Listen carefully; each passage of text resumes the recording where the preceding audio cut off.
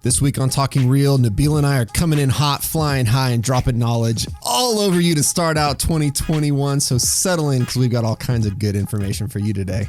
Is this what you have to look forward to in 2021? Let's find out.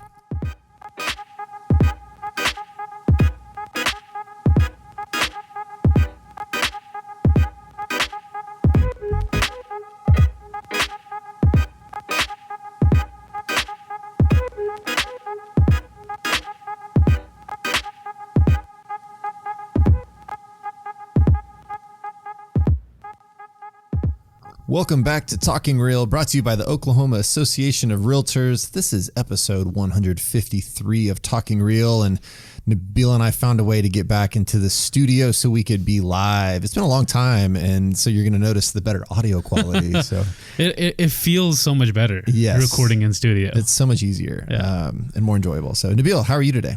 I'm doing great. I'm excited to be in the studio. Yeah. I think, we haven't been in the office regularly in a while, so it was kind of weird being like, all right, we're back. And it's got this energy to it. Sort of back. So, kind of. At least to record a podcast, we're back. So, yes. Yeah. So, excited to be back in here. We're going to kick this off because I'm glad to see you're feeling better with your teeth. Yeah. Better-ish. Got the wisdom teeth out on Friday. Last 24 hours have been a little bit of a struggle, but I'm starting to turn the corner on that, I think. The first 48 hours and then some were just way easier than I could have possibly imagined. And then Monday around lunchtime through about now, about an hour ago, I was, I felt like my head was going to implode, but actually right now I'm feeling pretty decent. So it's because we're recording the podcast. We're recording the podcast. Talking Real heals all wounds. So it's good. It's good to be here. We want to drop some knowledge on you to start out 2021. There's a lot going on in the world, man. There's a lot. Yeah. And this is just sort of a sampling of some articles and some news out there because we also want you to be knowledgeable and an expert on some of these things. And so just give you an idea of where things are starting out in 2021 in a few different areas, from some government related stuff to some iBuyer stuff, just a variety of things, and some necessary tools for 2021 that we're going to enlighten you to as well. Ooh, I like it. Yeah. Curing the wound of knowledge. Something. Man, 2020 was a struggle. 2021 has not started out super great and for a lot of reasons. But, we're bound and determined to stick it out and make it a positive year. And we're going to start by talking about some of this knowledge that you can have right here on Talking Real. That's right. So let's do it. Let's do it. Where do you want to start, Nabil? I think we start with, so here it is. It's Tuesday, January 19th. Tomorrow, we have the inauguration of a new president, right? I think that's what we have to start with. This is where we got to start. So we are on the eve of a transition to Joe Biden as president. Gets sworn in tomorrow. We had some craziness go on in D.C. Maybe we'll have some more tomorrow. I don't know. I hope not. We're obviously hoping for things to be a run-of-the-mill, just kind of a normal inauguration, right, to the extent that it can be in 2021. But aside from that, we wanted to talk a little bit about his recommendation for a stimulus plan that relates specifically to real estate. Because we talked about, I don't know, was it last week or a couple weeks ago, the moratoriums, right? The eviction moratoriums, and where that's at. And just some, I think, good news, I suppose, with this stimulus package. So first of all, Biden is asking for a $1.9 trillion stimulus plan, which is like, I don't know, it's a lot of money. I can't really put that into perspective. Like, I don't know what that number means, 1.9 trillion. Right. It's like, it's the next step up from billion, right? That's all it's easy. Yeah. It's like almost buying Apple. The company, like the whole company. That's crazy. It's like buying almost like 2.5 Teslas, right? Like I don't know. That's wild. But that's what we're talking about here, right? This is a significant amount of stimulus money.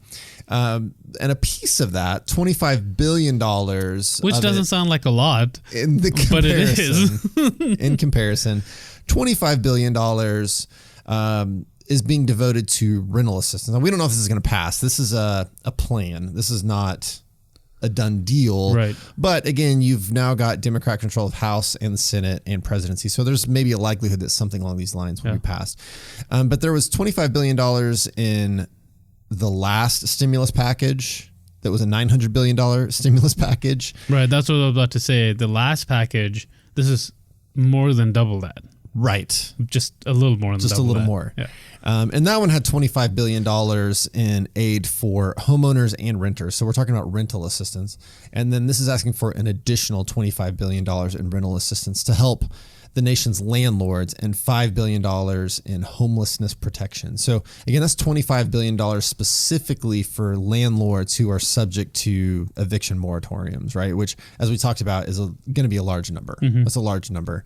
And that was something that NAR has been advocating for because, we've been kind of sounding this alarm that like, if you're going to have moratoriums on this and landlords aren't going to be able to, collect rent, then we've got to do something for the landlords, because it's not like landlords are just sitting around on like piles of millions of dollars that they're like, oh, it'll be fine if I don't collect rent for 6 months. No, you got to like pay the bills and still fix the property and all those kinds of things. So we need to see more of that, and hopefully we'll see some of that more rental assistance become available for landlords, because that's a big deal. Yeah, and that, should directly trickle down to the people that are living there. Absolutely. Or that need to live there. So. Absolutely. So, I think that's a great point. So glad to see at least there's some amount of rental assistance in that they're at least paying attention. So that's a good thing. Right. So we'll keep our fingers crossed that our landlords and such out there will be able to get a little bit of help, because I've had some questions come in and things like that. They're talking about, I've got a property that I haven't collected rent on in 5 months. Like, this is a problem. What do I do? And so hopefully we'll see some of that. Yeah, that'll be good. And hopefully we'll see a just run-of-the-mill inauguration. That's my hope. That we shall see tomorrow. Yes, indeed. Yes. Nabil, what do you want to talk about next? I think the next one, and this has been a topic that we've talked about a few times in the past, is iBuyers. Yeah. And all the companies like Zillow, Opendoor, and Redfin, and all of them, like, entering that market to where you can buy and sell your house online. Right. Like just a pure online transaction. Right. Those kind of instant offers type things where you get it in there, they'll give you an immediate offer. And so you go through a very non-traditional way to sell a house. Right. But, considering the year that we went through where everything switched to remote, everything switched to online, Opendoor was struggling a little bit. Yeah. Which is interesting to see. It says Opendoor at the start of the pandemic, like most things, they halted their practices. Mm-hmm. And then by the summer, when they came back online, this is around the time where the markets started to switch as well, where, people were like, okay, we're in this for the long haul. Maybe we need bigger houses. Maybe we need this. And there was a shortage of supply. Right. And a huge demand for new houses. Right. And so selling the houses traditionally became more appealing to people. Right. Because they were getting a fantastic return rather than going online and getting that one-click buy. Right. Because when these iBuyers are buying, they tend to be buying for less than maybe what you could get through a traditional purchase. Right. As a matter of convenience, and they've got to make a profit on it to turn it around. But as everybody that's listening probably has experienced or at least heard, there's so many multiple offer situations, housing prices going for substantially higher. You would have thought maybe that in a year where there's this global pandemic where we shut down so many things for part of the year, that, like in social distancing, those kinds of things, that an iBuyer would be in a perfect place to excel, because then it's more hands off. But because you were already there, right? You were positioned for this online movement, right? And thought that maybe there wouldn't be big demand, but obviously that's been kind of a 180 on what we actually thought may have happened if you were to flash back a year ago. And Opendoor, they were just started being a publicly traded company in December of 2020, but they've seen their revenue fall by nearly half in the past year, and they don't expect full recovery for its business until 2022. So, I mean, that's pretty substantial drop there. And people have just opted to go with the traditional sales model because they have that opportunity to still sell really, really quickly, right? Houses aren't staying on the market, obviously. Right. And they're getting bidding wars, so maximum value, that it just makes sense for people to be going with the traditional, going with a realtor and marketing their property in a traditional way, because that's how they're going to make the most money. Right. And one of the biggest draws for iBuying or iSelling it was the fact that it would happen immediately. Right. And this was happening immediately on a traditional market. And you were, like you said, you're making more. Now, let's not also forget that, things like Zillow and Redfin, they grew and they ate into Open Doors market share as well. So that's part of it. But the main thing was the fact that people were able to get the same or better gains and returns through regular selling. Yeah. I think that's a big win for realtors. I'm excited to, hear that people are using realtors to sell their house, that's been a good value proposition. I think this is good data that we can use to say, look, if you want to sell your house for top dollar, you need to use a realtor. Right. No matter what the situation. No matter the situation, right? Whether it's a global pandemic or a normal year, you want the best bang for your buck. Your best option is to use a realtor. Right. If you want to sell super, super quick, well, right now you can do that any way you choose to sell in most cases. But, maybe, people are willing to take a little bit of a hit if they want to use an iBuyer, and that's fine. But that value proposition is always going to be there for realtors to say, look, we've got the data to show that we sell houses for more money. And so if you want the maximum dollar, this is the best way to do it. Right. I like it. And speaking of, this brings us to our next topic here. Redfin actually did a survey. They commissioned a survey about consumers' expectations for the 2021 market. I think this is interesting because we can talk about what the data shows at the end of the year. What is 2021 going to look like? But getting the consumer expectation, I think, is a very interesting perspective. And in this case, 60% of home buyers and sellers say they're optimistic about the housing market in 2021, significantly higher than 2022's numbers. So, they're even more optimistic this year than they were last year. And you mean 2020's number? 2020. Yeah. Yeah, I probably said that wrong. you said 2022, which was, I'm like, so they're predicting a drop. Yeah. No, okay. Then last year's numbers, 2020. Yeah. Too many twos in there. But yeah, so nearly 3/4 of the respondents who earn more than $150,000 say the housing market will fare better in 21 than in 20, which is really kind of interesting. And it boomed in 20. Yeah. So. Yeah, and 64% of homeowners believe the housing market this year will outperform last year. Now, I don't, who knows what do homeowners, listen, this is going to sound really rude. I'm not trying to call anybody dumb or something here, but there is okay, well, what do homeowners know about it, right? They're not looking at data from the MLS and things like that you might be, right? So they're not number crunching. They're going by feeling. Right. They're not reading reports from RPR. Now, some might. Some might.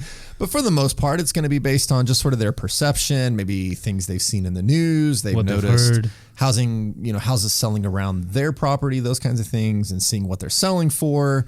And everyone's saying the market's hot, the houses aren't lasting at all. Right? Yeah. So that's what they're hearing and they're feeling and they're seeing. And so I'm not trying to say, your average homeowner is stupid and doesn't know anything about that's not at all, although that's probably what it sounded like at first. That's not what I'm saying. But just interesting that the information they're hearing, despite so much pessimism about things, right? We hear about, people filing for unemployment, and we hear about obviously pandemic and numbers and those kinds of things, and so much negativity in politics and all this. But yet there's this huge increase in optimism in what people and homeowners believe about the housing market for 2021. Mm-hmm. So I think that's great for realtors. Again, that's going to show that people are going to be enthusiastic to sell their house because they think they're going to get a good value for it. Maybe buyers are like, man, I don't have to pay a lot, but interest rates are still rock bottom low. So yeah, I think that's just, I don't know. I also think that this sort of optimism is almost like a self-fulfilling prophecy.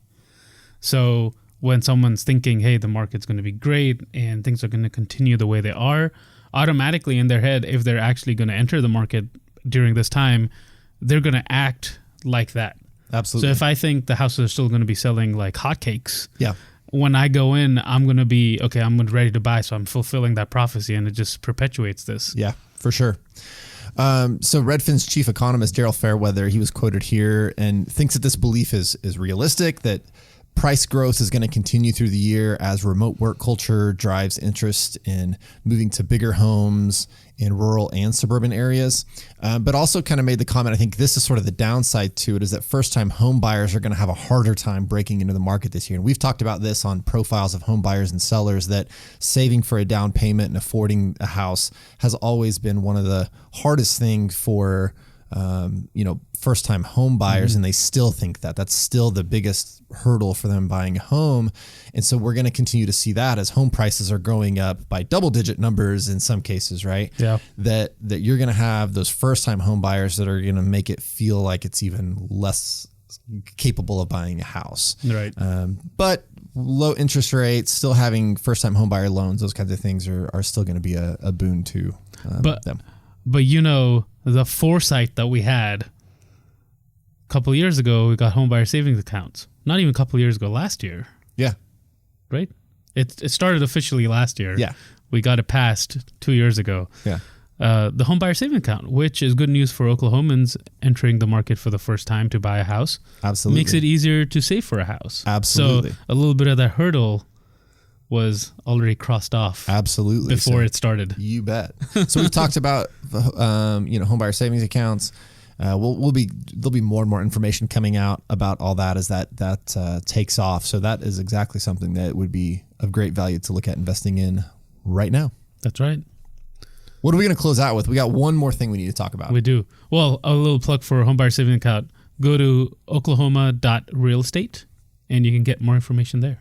Yeah, for sure. So check out oklahoma.realestate. There's some infographics. And we love infographics. We love infographics. There's a realtor toolkit on there where you can share some information out on your social media platforms and all that. So take a look at that. That's going to be a valuable thing for us to spread around. So check that out and get more information there. And that's going to continue to grow. That's right. What else, Nabil? What's the last knowledge bomb we're going to drop on him today? I think this is probably one of our favorite topics, and we come back to this all the time because things change all the time. Yes, indeed. And so we're going to leave you with some essential tools, spoiler alert, mainly tech, right? that you can use right now to stay on top of these trends and capitalize in the direction the market's going. Absolutely. So they're talking about basically different types of workflow tools that are crucial to your business, that maybe you're already using these. Many people already are. Right. But sort of encapsulating, like, right now, these are all the things that we look at as just absolutely crucial to your business in 2021. That some of them grew a lot in their importance in 2020, and some have just always been important. But some of these categories of different things that you need to be using to make sure you're maximizing your ability to sell houses and help people find houses, those kinds of things. That's right. So the first thing, obviously, social media, right? That was the main way of getting your information out electronically to people during this past year. So, it's not just using Facebook or Instagram to post. It's about how you can tie that in to your schedulers, to your CRM and all. So like making that a holistic approach rather than, hey, I just got to post about this property on Facebook. Right. I think we saw a little more of that holistic approach and everything kind of tying in and talking to each other. In fact, you were telling me about a text messaging marketing tool specifically for lawyers. Right. Right. So like that amount of specificity and honing in on exactly what's needed in the industry, I think that's really accelerated. Absolutely. And this is so important because NAR's data shows that, social media is the number one place of a technology tool where real estate professionals turn to get high quality leads. And so, there's a good way and a bad way. Well, a lot of bad ways, but there's some good ways to use social media and also a lot of good ways to automate it, right? I'm not on Facebook now because I think it's, Anyway, this is for a different podcast. That's for a whole different, completely different podcast. But, this is an important tool for realtors out there, right? You've got to stay connected. And so even if you don't like social media and don't want to use it necessarily to like doom scroll like everybody does right now. But, again, there are tools out there to help you automate it, to make it part of your business workflow. So you don't have to like spend time on it that much, but to make it part of your workflow, use some of those tools. And so that's still important, is going to continue to be important. Right. For sure. That's not changing. And the time-saving aspect of it is a whole different scenario, right? Absolutely. The next was 3D virtual tours. I think we saw a huge growth in this, and I've heard just anecdotally a significant number of people compared to any other year where they were willing to put offers on houses essentially sight unseen, except by going through a virtual tour. And so seeing some of that technology increase so you can have a virtual showing, those kinds of things. That I think we're going to continue to see some growth in that, but it's a tool that's really important, particularly for your sellers, right? If you're going to get the maximum dollar for them, being able to, help them pay a little bit extra money, to market that property, to have that 3D tour, I think is a really good tool. So kind of interesting to see that that's one of those things they recommend.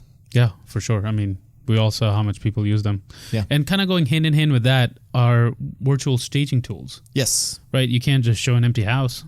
Right. Right. You got to stage it. And there's some fantastic pieces of software that do that for you.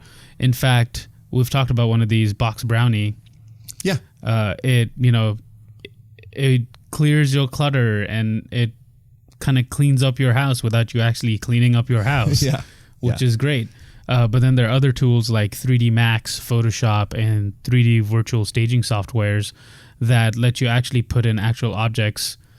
Now, all these obviously have to be proportional and to scale, so you're not misrepresenting the property. Exactly. But those tools are fantastic. Yep. That's one of the things we talked about with Box Brownie is they recognize that there are ethical obligations to modifying photos if you're a realtor. And so they've tried to encompass some of that so that they're not doing something that's going to get you in trouble. We talked about that on an episode there some time back. But so definitely check that out. They said 83% of buyers agents say staging a home makes it easier for buyers to visualize living there. Why wouldn't it? Absolutely. Right. Makes sense. When I walk in somewhere and it's an empty room, I'll be like, what could I do here? But if someone's already put a couch and a couple seats and a coffee table and stuff, I'm like, oh yeah, I can see that. Yep, absolutely. Yeah. The next one is transaction management software. The bottom line is if, you're using paper contracts and file folders and all that, and you don't have an electronic way to store folders and files, you don't have a way to access the transaction remotely. You don't have a way to get electronic signatures in an easy way and manage that workflow. You're definitely falling behind. DocuSign is a big one, and that's actually a partner for the Realtor Benefits Program. You can get a 3-month free trial of DocuSign under the right tools right now. So check that out. You get till the end of the month to grab that. But also a lot of people use Dotloop. Transaction Desk is another one that people use that comes through your MLS depending on where you're at. So there are a lot of tools out there that let you manage these transactions. And if you're one of the people that's not really taking advantage of that at this point, definitely need to do it. It also makes, if you ever get audited by OREC or something, it makes it so much easier. If there's a question about a transaction or a file, again, it's so much easier and quicker. So do yourself a favor and get used to using these kinds of tools. Right. Especially in this day and age where people are expecting faster responses, faster turnarounds. Yep. If you're out of the office, having something like this at your fingertips on your phone, you can instantly just send them this document, sign it. You can do the whole transaction. Yep. Without being in your office. Absolutely. Which is fantastic. Yep.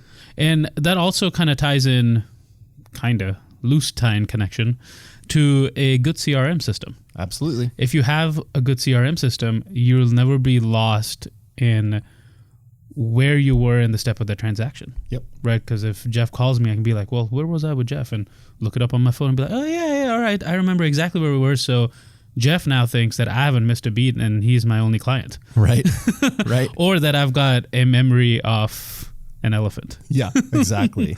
Use tools that will help you track and verify leads, stay in touch with them, follow up with people. A lot of these integrate with social media and things like that as well. There's some really good ones out there. So we've talked about those in the past as well. So get a good CRM and use it. And a lot of these like DocuSign and some CRMs, I'm sure they talk to each other, and everything is just in one streamlined thing.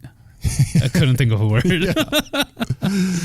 And the last one is going to be, also ties closely, is your email automation tools. A lot of CRMs will do this for you as well. Things that will help you stay in touch with past clients, little things like seasoned greetings, those kinds of things.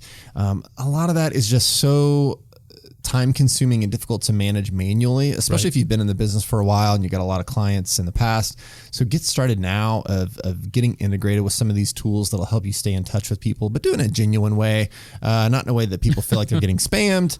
So do it the right way, make it genuine, make it real, but use those tools to kind of help you stay in touch with people, because that's how you're going to keep that business coming. Obviously, people are there's just a limited number of people out there that are buying and selling, and there's a lot of competition for that business, and you need to be number one in their mind. Right. And I think the key point that you just made, do it in a genuine way. Yeah. No matter what you do, social media, virtual tours, email automation, no matter what it is, as long as you do it genuinely, it'll get you better results than not genuinely. Yeah, exactly. Exactly. Absolutely. So appreciate you guys tuning in. We hope you got a little bit of interesting information that we brought you this week on Talking Real. We're going to keep doing that every week, and we're going to start working again now that we're back into 2021, bringing in some new guests to share some of their information on the podcast and keep bringing you the hits every week, every Tuesday here on Talking Real. That's right. And don't forget, next week, we are going to be going live. Oh, is that next week? That is next week. Oh my gosh. I had I had forgot about it. Goodness gracious. Yeah, it's going to be part 2 of our contract forms update. That's right. So hopefully you've been thinking of some questions, you've looked over those forms, and you can join us live on Facebook at 11:30 Tuesday, January 26th, and listen to us talk, watch us talk. There you go. And answer some of your questions. Absolutely. You can send us questions if you got them right now to podcast@OKRealtors.com. Jeff likes pre-prepping. So. I do, but everybody wants to put me on the spot, so that'll happen too. But yeah, so send us your questions, and otherwise we look forward to seeing you next Tuesday at 11:30 on Talking Real.